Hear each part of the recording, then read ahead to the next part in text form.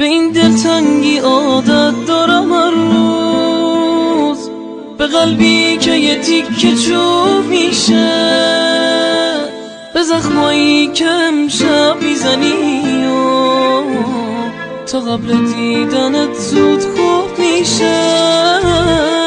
به این دلتنگی عادت دارم هر روز، به این که ساده دارم میرم از یاد، به چشمایی که بستن یاد میدی زمانی که دلش آغوش میخواد. با بی محلیاتم لحظه به لحظه باتم، همیشه چشم راتم کی برمیگردی، همیشه پا به پاتم شریک گریه هاتم، تموم خاطراتم کی برمیگردی.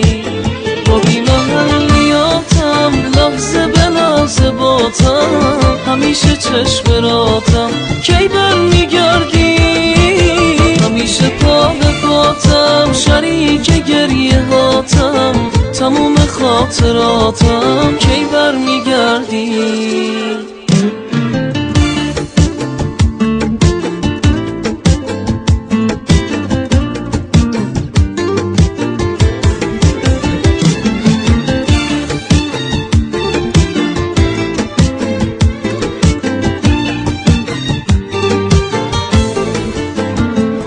کسی اندازه من عاشقت نیست و نبوده، واسه جدا شدن از من و خونه خیلی زوده.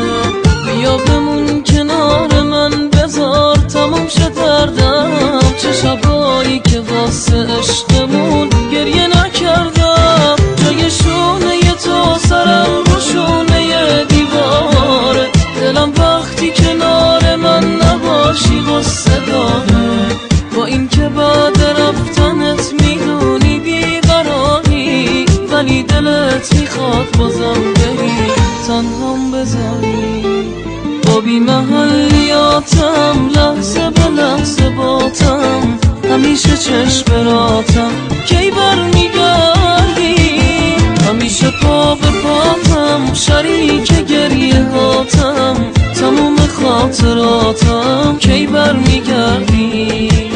با بی محلیاتم لحظه به لحظه باتم، همیشه چشم راتم کی برمیگردی، همیشه پا به پاتم شریک گریه هاتم، تموم خاطراتم کی برمیگردی.